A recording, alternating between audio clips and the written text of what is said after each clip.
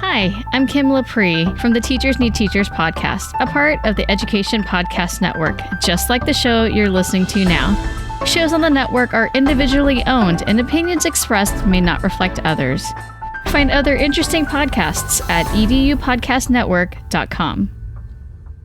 What is it that I can do as an intelligent professional to solve these challenges? And this applies to both your professional and your personal challenges.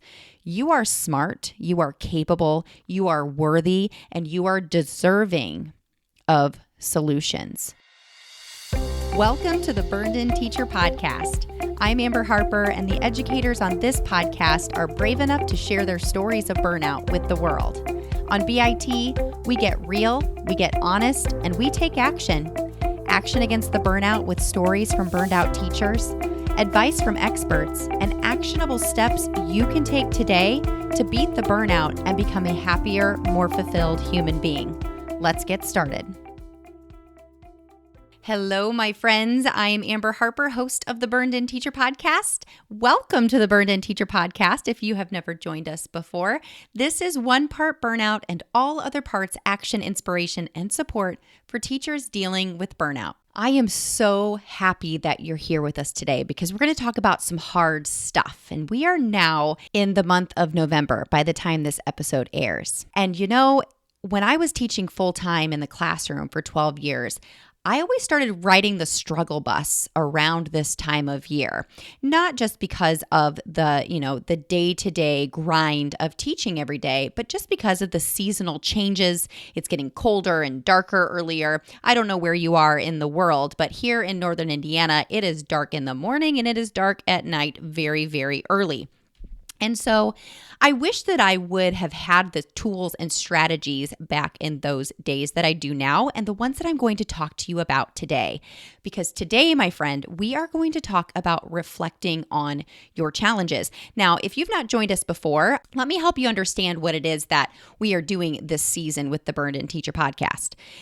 The Burned In Teacher Podcast is 1 year old, and it has come to my attention that a lot of the listeners of the podcast didn't realize that Burned In is an acronym. It's an 8-step process. So today, as I have been for the last few months, I'm unpacking these tools and tips and strategies and this new way of this Burned In lifestyle, what it's all about and how it is that you can apply these things to your everyday life. So back in September, we started with Begin Where You Are. That's what B in Burned In stands for. And then last month, in October, we did all things teacher brand. It was U of Burned In, which is understand your teacher brand. So all interviews, all episodes had to do with something surrounding building a positive teacher brand. Now, this month in November, we're going to talk about reflecting on the challenges that brought us to the place that we are in now. Really, the reason why you're listening to this podcast in the first place. What brought you to teacher burnout? And you'll hear me say it today as I'm going through these steps and strategies that burnout is an effect. It's not a cause. You are in this place because of things that have piled up over time. And today is the day where we are going to uncover that hard stuff so we can begin to take action. Like I said at the beginning of this episode, this is 1 part burnout, all other parts action, inspiration, and support for teachers dealing with burnout. And we do the hard stuff here. So if you're not interested in doing the hard stuff, this is probably not the episode for you because this is really going to push you to make the changes that you need to make by reflecting on the things that brought you here in the first place. Now, even just talking about, what it is that we're going to be discussing today, it takes me back to a time that I was really struggling. And this was recently, okay? We all have our own battles that we're fighting, even sometimes with ourselves. And someone said to me, and it has stuck with me every day when I face a challenge, it's okay to visit the place of frustration or even sadness or even feeling like things are too hard or they're so hard and the challenge is so big. It's okay to visit that place of, I don't know if I can do this. The problem is that sometimes we park ourselves in that place and we decide that we're going to live in that place. And that's what I have done in the past. When I, talked earlier about, I wish that I had these tools and strategies and this resource that you do, that I'm offering. I wish that I had somebody like this in my life who could say that to me, that it's okay to feel the feelings of regret or frustration or sadness. It's really okay. We have to give those feelings respect. However, we do not have to stay in that place. But I think sometimes what we lack is the strategy. How do I get out of this place? Yes, I agree. I need to get out of here, but how is it that I do that? And today's episode is all about that. But I want to quickly tell you that if you've not taken my free teacher burnout quiz to identify what type of burnout you're struggling with, I want you to pause this podcast and do that right now. Just go to burnedinteacher.com/burnout quiz. It's 6 questions, super fast, less than 3 minutes to take it, and it will spit out for you an identifier of burned and bored, burned and unbalanced, or burned and over it. And from there, you can download my free teacher burnout cheat sheet. You can get it into your inbox by entering your name and personal email address. I say personal because if you enter your school email address, a lot of times my emails will go to spam, although I know that my friend, that I am not sending you junk mail. So go ahead, get that cheat sheet. It walks you through your next action steps. After you've identified your teacher burnout type, it helps you identify your stage and then gives you specific action steps you can take depending on your type of burnout. Go to burnedinteacher.com/burnout quiz and get that thing taken so you can start to take specific action steps for your burnout type. All right, let's get started into reflecting on your challenges.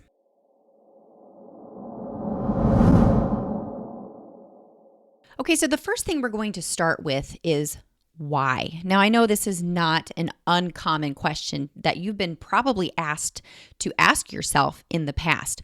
Why are you doing what you're doing? Why did you decide that you wanted to be a teacher? Why are you still teaching today? Simon Sinek made this question really popular, and it really went viral a few years ago with his TED Talk and his book called Find Your Why. But we're going to ask why for a different reason today. Because like I said earlier, burnout is an effect, it's not a cause. So we need to figure out why you're here. What brought you to this place? So what I'm going to allow you to do is sit down, get still, and get quiet. So if you're listening in your car or you're grocery shopping or you're running, whatever it is that you're doing right now, this is something that I'm going to ask you to really get real about. I want you to list your personal and professional challenges. So although you might be thinking them right now in your head because you don't have access to a computer or a paper and pencil, I really want you to physically write out these 2 lists, one for personal challenges and the other for professional challenges.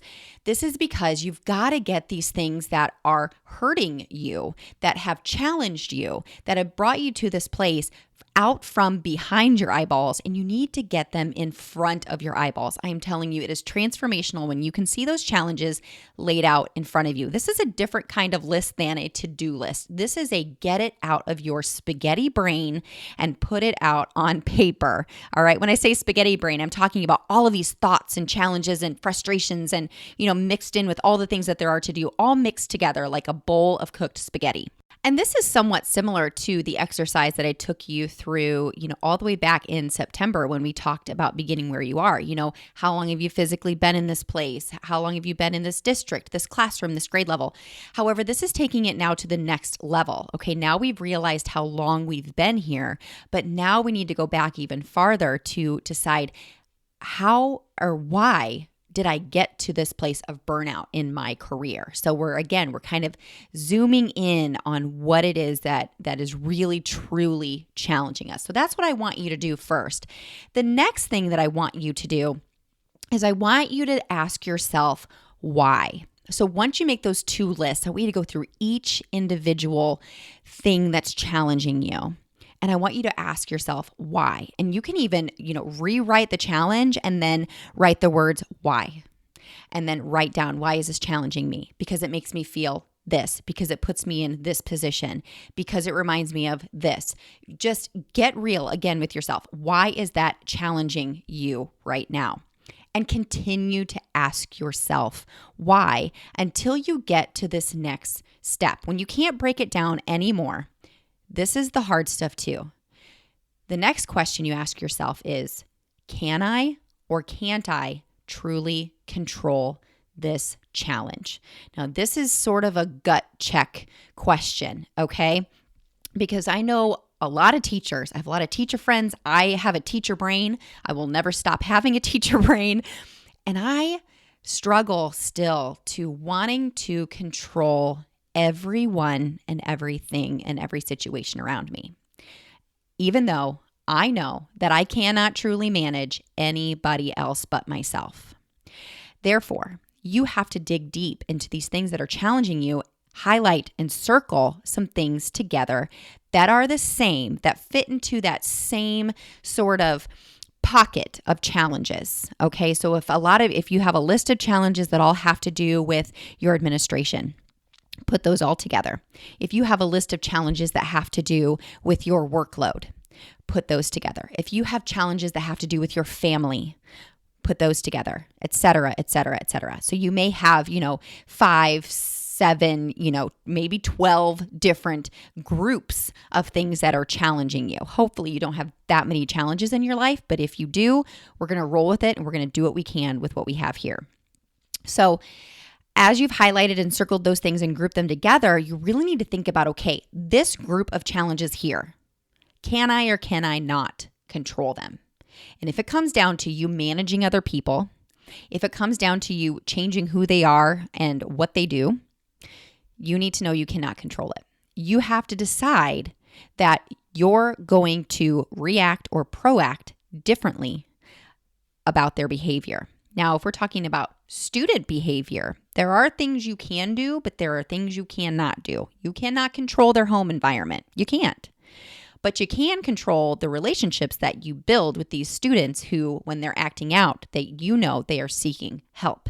And I have a great interview that I did with Dr. Elmore. This was episode 34. And we had a fantastic conversation about building bridges instead of walls between us and those students. I also had a fantastic interview with Dr. Desautel. I believe it was episode 28. And we also talked about that trauma-informed instruction. It's one of my favorite episodes, all about what we can and cannot control when it comes to student behavior and even the behavior of our colleagues and our own behavior. So making sure that you're not stressing out about things that you can't truly control, because it's not healthy. Losing sleep over things that are uncontrollable challenges, it's not healthy and it changes nothing. So we have to really think about what it is that we can control. And that takes me to my favorite prayer. I say it to myself all the time.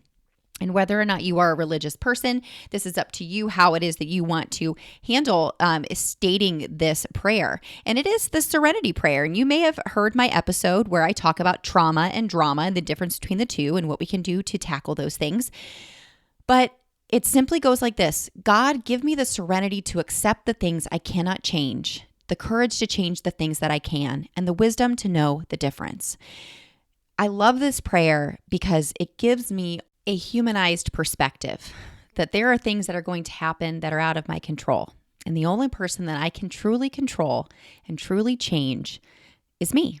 My perspectives, my energy, my actions, the way I say things, who I hang out with, those are all things that I have control over. When it comes to things in the past, I was just telling my brother and my sisters this yesterday. I said, I heard this quote somewhere and I can't remember where I heard it, but depression comes from living in the past. Anxiety comes from living in the future. All we can do is take our next best step. And I like to call it messy action. You just take messy action on the things that you can truly control and the things that really, truly matter to you. All right. So I've had some teachers who have actually either typed out this Serenity Prayer or they've written it out and they hang it somewhere where they can see it on a regular basis, because it truly does bring you back and it centers you around, okay, that really stunk, but I can't control it. All I can do is control how I handle myself from here on out. If after today's episode you're wanting even more, check out this month's Burned In Teacher podcast freebie at burnedinteacher.com/reflect. In it, I break down what it means to reflect on your challenges, because Burned In is an 8-step acronym. B stands for begin where you are. U stands for understand your teacher brand. R is reflect on your challenges. N is nurture your strengths. E is extend your reach and possibilities. D is determine your long-term goals. I is initiate lasting change. N is never settle. So go to burnedinteacher.com/reflect and get this month's Burned In Teacher podcast freebie. Chapter 3 of my ebook, Burned In Teacher Training, 8 steps to go from surviving to thriving in education. Enjoy the chapter, take action, and burn on. All right, here's another one that I love to talk about because it's something that's so easy to go back to. As you're looking at all of these things that you've listed out as challenges and why it is that they're challenging you. I just said something about how, depression comes from living in the past. We can also get into a really dark place if we start to say things like, well, if she wouldn't have done this, or gosh, if I could go back, or goodness, if he wouldn't have, or if I would have chosen. That shoulda, coulda, woulda. Listen, we are one of the only languages that has these things called subjunctives in our language. And a dictionary.com defines a subjunctive as noting or pertaining to a mood or mode of the verb that may be used for subjunctive, doubtful, hypothetical, or grammatically subordinate statements or questions. Basically saying, hypothetically, well, if this wouldn't have happened, or if she wouldn't have said that, or if our government would look at things differently. Well, the fact is they did happen, or they're not looking at it this way. And that's just a fact. And we can't change what happened in the past. I just kind of alluded to that fact. All we can do is move forward. So if you open your mouth to say, well, if people making the policies and standards would spend a day in education, then they would know how hard this job really is and how unrealistic their expectations are. When you open your mouth to say things like that, that's where you either need to say the Serenity Prayer or you need to change your narrative, okay? You need to say things like, they don't see what I see, and I am going to take control over what I truly have control over in my life. Maybe someday they will see, but right now they don't. And I'm telling you, if things like politics or injustices that are surrounding you, I'm not telling you to ignore them. If they are something that consistently drive you crazy on a daily basis, maybe that's something you need to look into diving into as a future career of yours. Maybe getting into politics, maybe looking into policy creation, maybe working at your Department of Education. Looking at a place where you can actually make those decisions, maybe going into administration. If it's something that you consistently think, I have a better way of doing this, then maybe you need to be thinking about a career change in the future. Because where you are now, if you're in the classroom or you are a teacher's aide or you are a nurse or a counselor and you're listening to this podcast episode and you're thinking, yeah, but these things are not fair. Well, we either need to decide to move past them and do what we can within the realm of our control, or we need to get a position where we can actually make some serious changes to those policies. And that is a decision that's totally up to you. And that actually leads us into our next step. And that is being a seeker of solutions. Because like I said at the beginning of this episode, it's okay to visit these places of frustration, but it's not okay to live there. We have to be seekers of solutions. And this is where some of us say, well, these are all the things that are bothering me. And then we go to venting and that's all. That's where it ends. We need to be seeking help. We need to be seeking ideas that will help us to move past these challenges. Okay, so when you are a seeker of solutions, then what you are doing is you're truly digging into who knows more about this than I do, who has experienced these things before. Or if I was an expert in this thing, what would I do? Or what do I need to listen to? What do I need to Google? All right. What is it that I can do as an intelligent professional to solve these challenges? And this applies to both your professional and your personal challenges. You are smart, you are capable, you are worthy, and you are deserving of solutions. So if you need to pause this or hit that back 10-second button and listen to it again, do it, because you are an intelligent being who has the capabilities and the resources to find solutions if you want solutions bad enough. Okay, so that is your next step. Do the research, ask the questions, seek solutions, and write them down. Or right now, if you are in the middle, let's say you're sitting down at your kitchen table and you are listening to this podcast and you're doing the things while you're listening. You're pausing, you're doing the things, and then now you're starting to listen again. So now you have a list of all of your challenges, and now you have a list of solutions that could potentially, and I'm not going to say they're easy, but they could potentially solve these challenges, or at least take these challenges down a notch and make them not so challenging. What I want you to do is sort of a follow-up activity. I want you to actually identify your top 5 challenges. Now, I do this with teachers all the time. I have them list their priorities, all the things that they do, and then I have them put them into a list of your top 5. So what are your top 5 challenges? Ones that you see as the most urgent, all right? Write each of those challenges on a separate piece of paper or an index card, whatever you want. And then I want you to sit on the floor. And I literally want you to sit on the floor and surround yourself with this circle of challenges. Okay, notice how it makes you feel.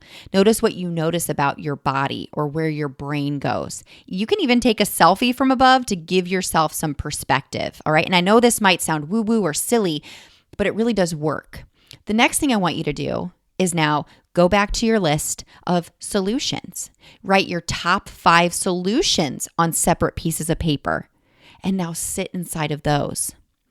What I'm hoping and what I know you will feel is empowerment, to know that, wow, I really can take action on some of these things. I really can do the hard things. I really am worthy. I am capable.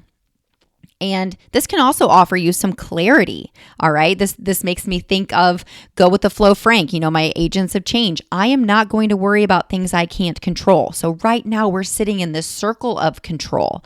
We're sitting in this circle of solutions. And now you are a seeker of solutions. And now all you have to do is take action. And sometimes that might be the hardest part, all right? I didn't say this was going to be easy.